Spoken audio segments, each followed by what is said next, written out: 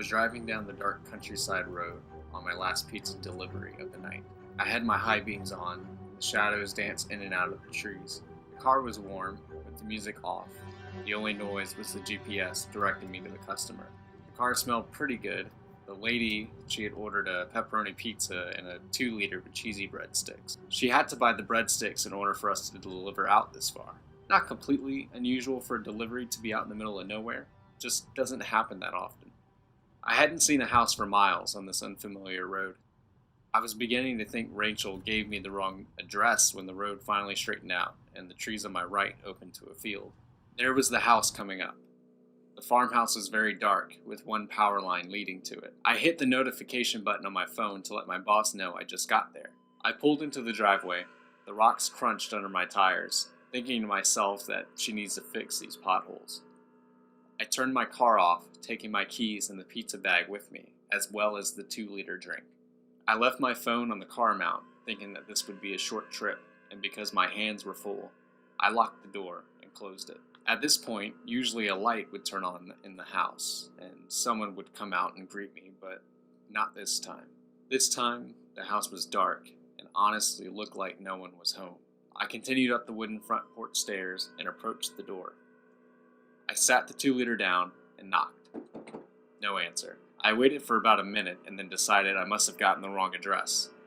I turned to my car, sighed, and sat the pizza bag down on the chair next to the door. I walked down the steps to my car, unlocked it, and reached in to grab my phone. I pulled up the restaurant contact number and called my boss, Rachel. Rachel told me that she will call the number again and give me a call back to let me know if they answer. I then decided to walk back up to the door to grab the pizza box and the drink and just wait in the car until she called me back. I walked back towards the house and walked up the stairs again. But when I got to the door, the pizza and the drink were gone. The door was left slightly open like it was begging for me to come in. There were no lights on still, and I was thinking, how did I not see anyone grab that stuff? I would have honestly just left, but I had to drive so far out. I really needed the tip. Those pizza bags aren't cheap. I mean, Rachel would have killed me, so I had to get it back. I pushed open the door. Hello? I yelled out into the house. My voice echoed a little bit in the darkness. It's the pizza guy. Is anyone home? I looked around and couldn't see 2 feet in front of me, so I pulled up the flashlight out on my phone and shined it. A large wooden staircase stretched to the second floor to my right. Straight ahead was a hallway that led to the kitchen, and to my left was what once had to be a living room. The house was falling apart. I mean, literally. The walls had just a little paint on them with big holes that my light shined through. I walked to my left into the living room. There was nothing in there except for one table. A note was placed on it. I picked it up and read it to myself. It said, "The money is in the basement." I remember thinking, no, forget that. Nah, I was not going down there. Just as I was about to head out, I heard a noise. It sounded like someone walking in the next room. I looked ahead and saw an entranceway into the kitchen. I walked through there and called out, "Hey, I need my pizza bag back, please." I arrived in the kitchen and saw the basement door close and sounded like someone walking down the stairs. They creaked with each step. I was tired of the games and marched over to the door and pulled it open, crying out down into the dark. "Look, just keep it, I'm leaving." I closed the door and my phone rang. It was Rachel. She had called to tell me that the customer didn't order a pizza and that I was at the wrong house. I froze. I just froze. My whole body felt like it was sinking to the floor and my legs began to shake. I didn't know what to say, but when my mouth decided to tell Rachel that I was in some stranger's house, I heard running up the basement stairs. I whirled towards the exit a little too fast and smacked my hand against the basement door frame, not before letting out a loud scream. My phone skittered out of my hand and clear across the kitchen. The footsteps from behind me were way too close for me to try to retrieve my phone now. I turned in the darkness and spurted towards the exit. The basement door came crashing open as I was leaving the living room. I heard a second set of feet coming from down the stairs. I dared not to look as who it was as I passed the staircase. I could feel their presence close to me like they could just reach out and touch me. I ran so fast that my feet probably didn't even touch a single stair as I sprinted down the porch into my car. While I fumbled with the keys, I frantically looked around, waiting to see if someone had chased after me. Luckily, I didn't see anyone. I unlocked the car, got in, and slammed my door, triple locking all of my doors as I began to pull away, until a metal sound scraped in my ears and my heart sank. Someone had slashed my tires while I was inside. Now I was driving on nothing but my rims and adrenaline rush like I had never felt. The blown rubber got stuck along with my car. I wasn't going anywhere now. I looked at the house again and saw an old lady standing in the downstairs window.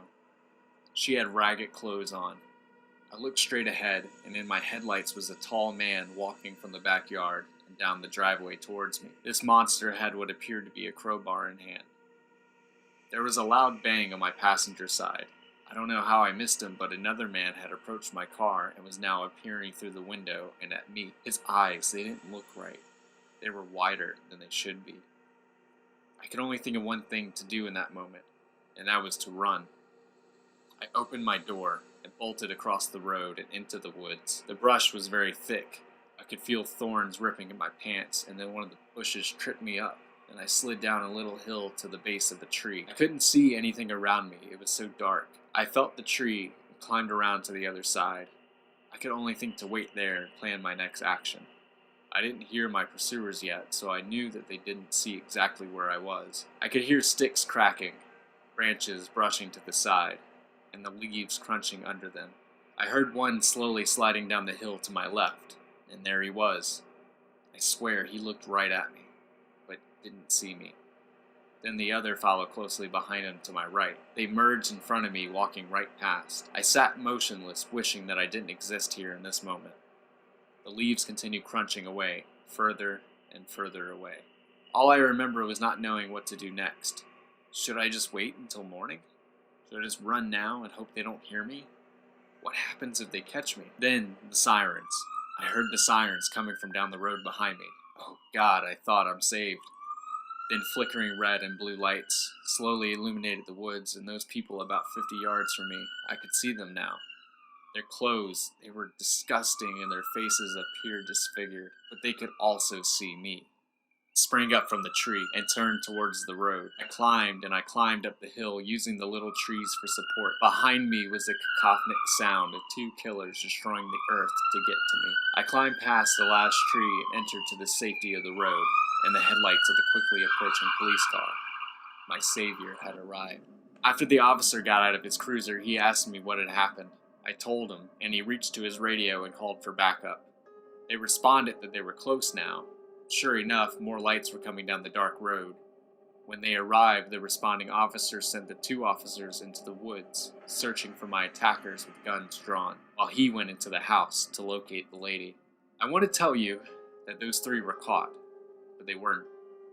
The officer told me it looked like some homeless people were living there, and that's all I needed to know. I asked how he knew to find me, and the officer said my boss had called 911. The other officers took me back home that night, and my dad had a tow truck bring the car back the next morning. I quit my job the next day too. Rachel was very understanding and paid me in the tip I would have gotten for the delivery out of her own pocket. I don't think the police officer told me the whole story though. He didn't look like he saw nothing in there. An ambulance was on the way as one of the other officers was taking me home. I was questioned about what I saw in there. I told them that I didn't see anything. But when I would ask them what they saw, they wouldn't give me a straight answer. Look, in the end, I'm just glad I made it through that night alive. I just don't want to know what was in that basement waiting for me.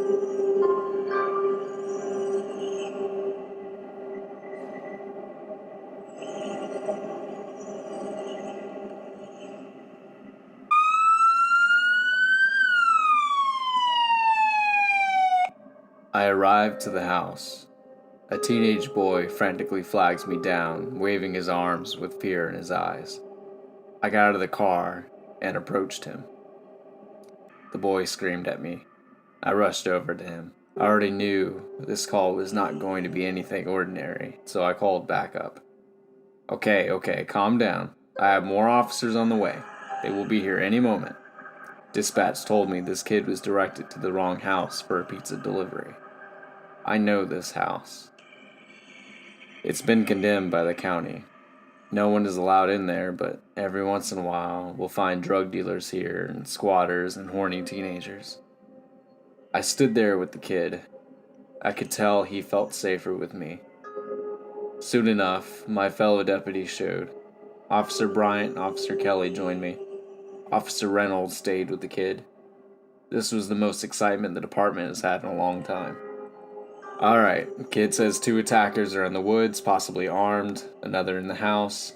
Kelly, Bryant, you sweep the woods. Reynolds, you stay with the kid, and I'll check the house. And so we split and went our separate ways. The kid's car was abandoned, just off the driveway. The tires were cut to prevent escape. I rightfully felt uneasy about this call and kept my composure as best as possible. This house was creepy at night. It was an old house, one of the oldest in the county. I pulled my Glock out of the holster and walked up the old stairs. I cut on my flashlight. Facing the door, it was closed. I gathered myself and entered carefully. This is impossible, I said to myself.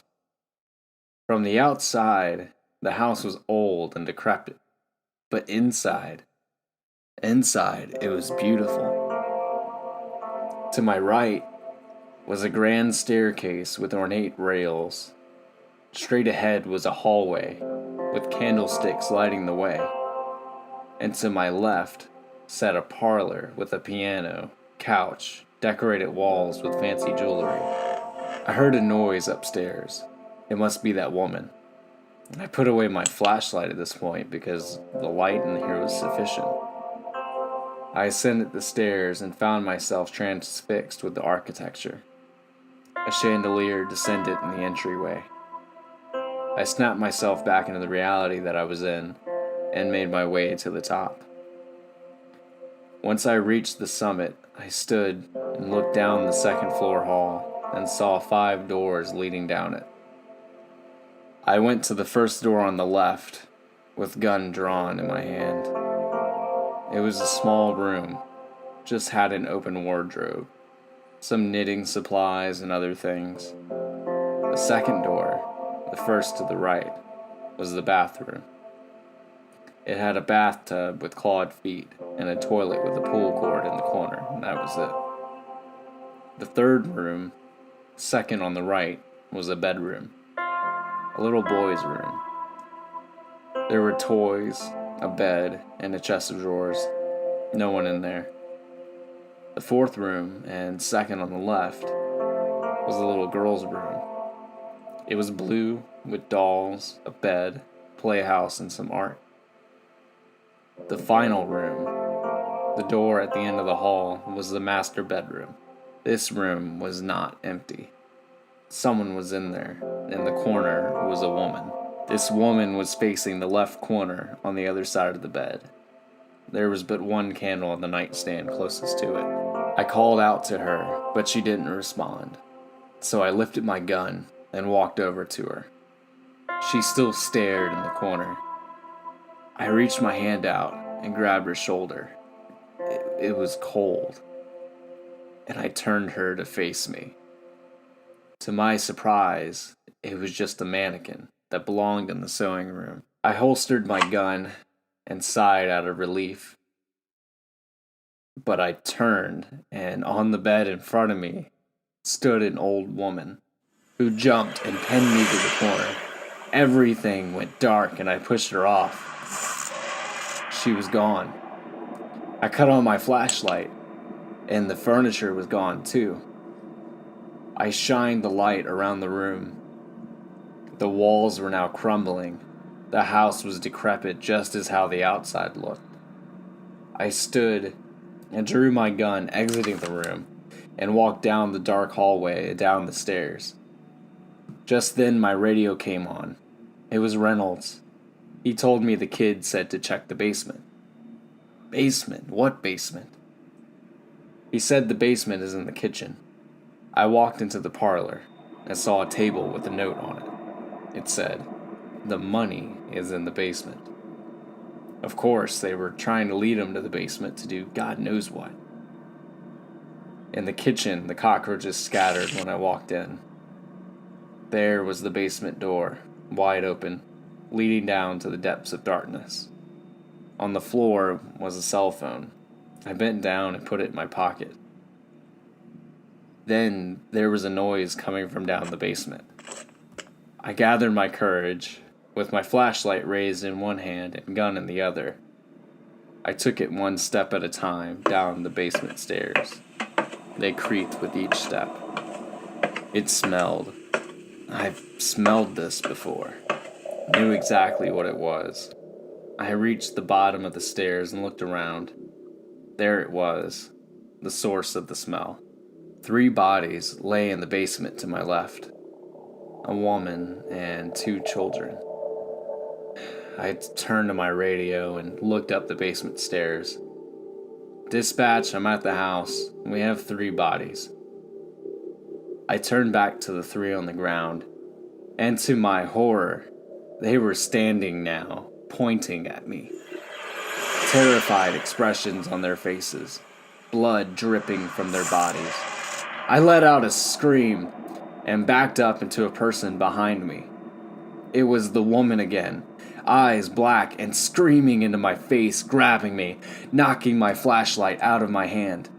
I fired multiple rounds into her, the gunfire the only light in the basement. Between each flash, she backed up away from me until my clip emptied out. I felt hands on my shoulders now, pushing me to the stairs. I turned and saw it to be the family. I ran as fast as I could up those stairs, nearly tripping on my way out, and ran out of the house. I turned in a cold sweat and looked back at the house. There was no one. I went to Reynolds and the kid. I told Reynolds to go ahead and take the kid home. I handed him his cell phone and he asked me what I saw. I told him I saw nothing. Bryant and Kelly came out of the woods saying they didn't find the 2 men and that they were long gone. They both asked what I found, and I told them. I found 3 bodies in the basement, and that they got up. We all 3 went back in there and found no bodies, and the smell was gone.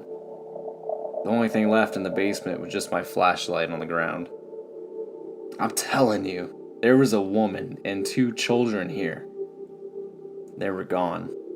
I'm not sure if they believed me, and so I sure as hell wasn't going to tell them about the house changing or the old woman. The ambulance arrived soon after, and I was the one to tell them that they weren't needed. There were no bodies, at least none living. The next day, we put out a search for those 2 men based on the description the kid gave us. I'm not holding out hope, they're probably long gone by now. After what happened at the house, and I mean what I saw, that was real, and I know it. I tracked down the previous owner of the house, Randall Cummings, who wasn't very far. In fact, he was still serving time in the county jail for 2 life sentences.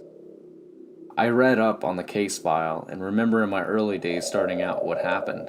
In 1999, this man killed his wife and 2 children. He poisoned his kids and shot his wife when she came home from work. I got the chance to sit down with this man, to listen to his story, and well now, I'm certain of 2 things. 1, that I saw everything in that house, and that I wasn't going crazy. And 2, that Randall Cummings is innocent.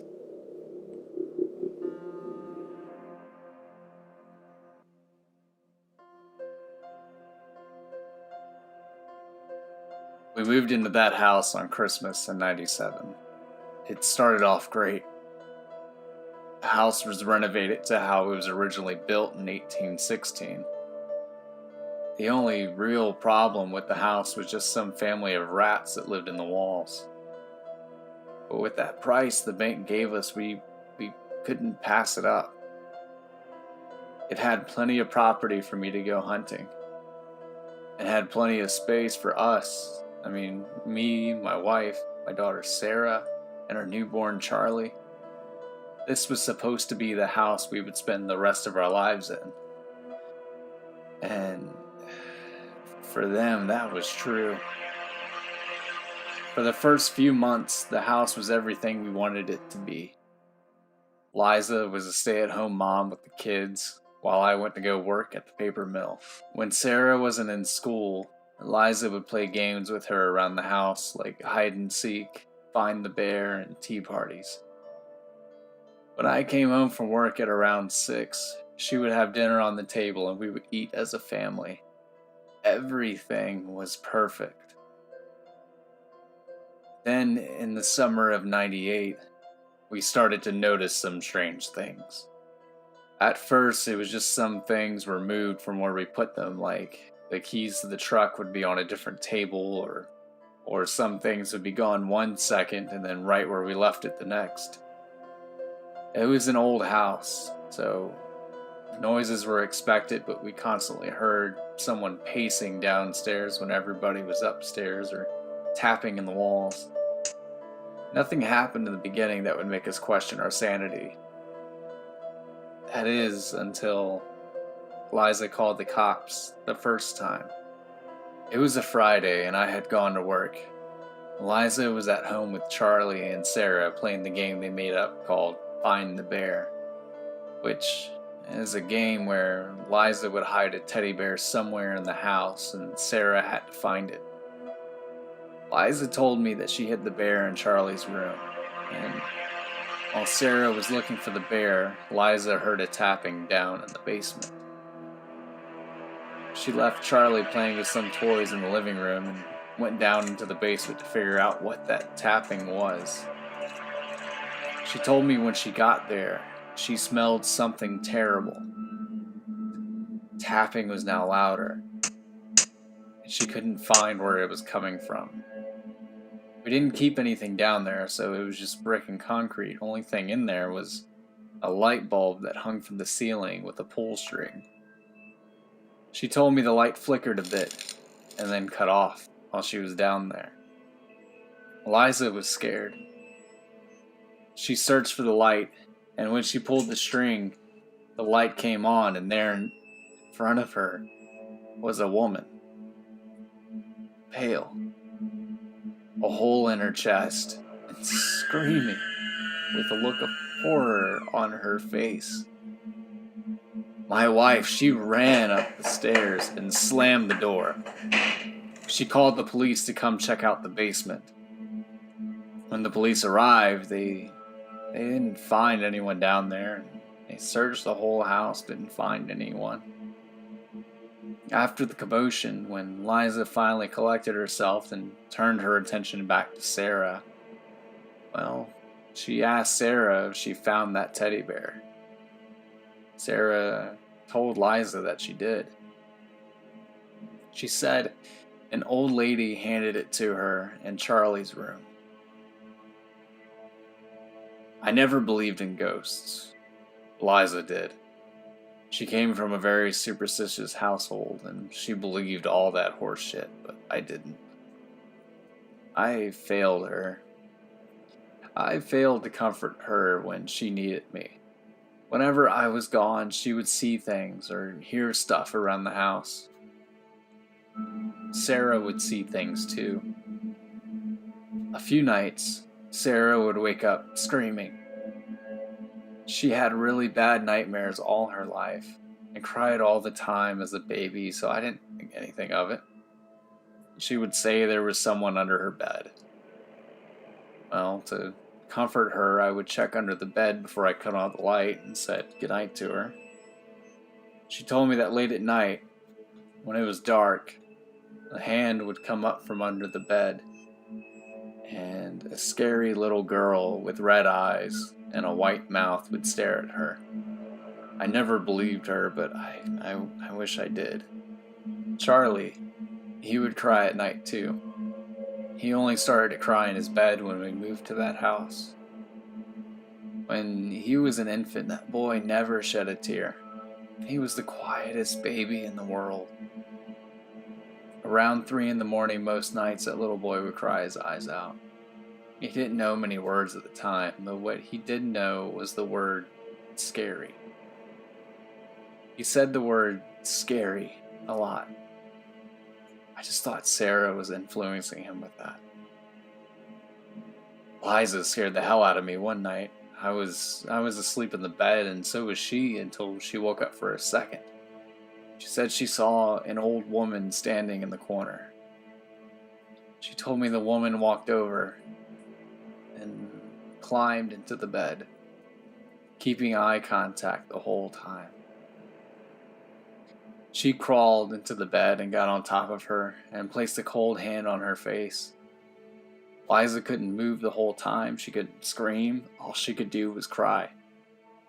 The woman bent down towards her face and whispered something into her ear. Then the woman just faded away. And Liza regained all functions of her body and woke up screaming and crying so loudly it woke the children. It was that night I became scared for her. I didn't believe any of this was real, really, until the summer of '99. You told me about the house changing to that Victorian interior and the lights on and everything, right? Well, something similar happened to me.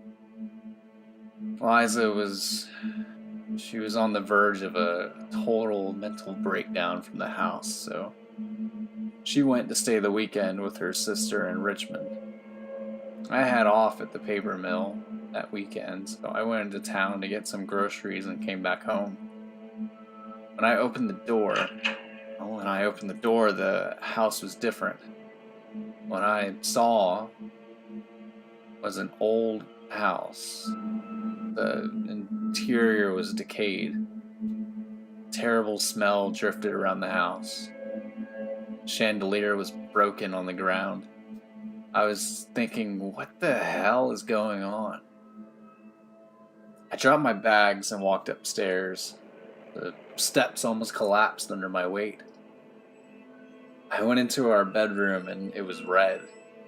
Red as in not the paint, but there was a red hue, like a fog in the room. It scared the hell out of me. I felt dread inside me tearing me up, and then I heard a noise from downstairs. I remember I went downstairs and my foot broke one of the steps, messing up my leg. A broken board ripped into me, making a mess of things. I remember limping over to the living room. All our furniture was gone, just a table in the middle of the room with nothing on it. The basement door slammed closed. I walked over to it and heard screaming coming from the basement. I opened the door and then everything stopped.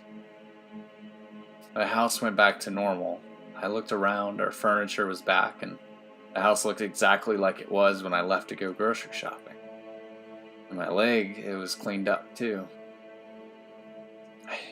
I should have stopped there. I should have just left right then and there. Should have sold the damn house and moved on. And instead, I walked down into the basement. I had to know who was down there. I walked down those stairs and the air got heavier. The hairs on my arms stood up, and suddenly I didn't feel alone in the house. I got to the bottom of the stairs and cut on the light. Looked around. In the corner was Liza and the kids. It looked like them, but it really wasn't them. Charlie and Sarah were facing the corner, and Liza was looking at me, screaming, "Help me!" But no words were coming out. She had a big hole in her chest, and her eyes were bleeding. I screamed and backed up, and I turned around to see her. It was the old woman that Liza was telling me about. She stared at me blankly, with dark eyes, a black dress, white pale face. What scared me the most was that she was floating off the ground. She slowly glided over to me, and then the light went out. Everything was dark. She grabbed my face, and then I woke up the next day. I went upstairs and found my spoiled food on the ground by the door. Everything was normal, it seemed. I called Liza's sister and she told me they were on their way back. I knew then it was time to move. After that day, Liza and I decided to move in with her sister until we sold the house and moved into a new place. We just knew that we couldn't live there anymore. We started to pack and was going to sleep there one more night and leave the next day forever. Everything, it felt better. It just felt like a weight was lifted off our shoulders and everything was going to be all right. I said goodnight to my children, told them I loved them. Liza and I went to bed and I kissed her goodnight for the last time. I know that I had a terrible nightmare about the house and about that old woman. I woke up in the middle of the night and Liza was gone. I didn't think anything of it, just maybe she was in the bathroom, so I went back to sleep. I woke up in the morning to birds chirping outside and then the sun shining into the bedroom. It just felt like everything was over and everything was going to be good. We were going to move to her sister's and we were going to be a family again. I walked past the bedrooms and the doors were open. Neither of the kids were in bed. I walked downstairs and didn't smell any breakfast cooking like I was expecting. I didn't hear anyone in the house. I looked outside and saw the truck was still there. I walked into the kitchen and on the counter was rat poison and the kids' cereal bowls. I looked over and saw that the basement door was wide open. How I felt right then I can't describe. It was a mix of confusion, rage, sadness, panic, dread. I ran down the basement stairs and found them. My 2 children lay dead on the ground, with foam coming out of their mouths. My wife stood over them blank-faced. I cried my eyes out and yelled at her. Then I felt a cold hand touch my head, and then I was out. I remember waking up to a police officer punching me in the face. I looked around, and in my hand was the 12 gauge I used for hunting, and my wife was dead on the ground. I had shot her through the chest. They dragged me to my feet, yelling and screaming at me. I cried some more, not knowing what was going on. Apparently, when her sister hadn't heard from us, she called the cops to come check out the house. When they arrived, they found the children and my wife dead with me passed out, holding the shotgun. Randall sat there crying into his hands. The chains dangled from his wrists. He wiped his face and looked up at me and said, "Promise me one thing, Officer Jones, that you will burn that house and the old woman in it, because I believe what you told me, and she is collecting more souls for that house. She cannot hurt anyone anymore." I got up from the table and walked to the door with my head spinning with what to do about that house. I turned back to Randall Cummings and nodded my head at him, hoping he knew that I would carry out his wishes. No one else in this town will be hurt by that old woman again. I will burn that house down.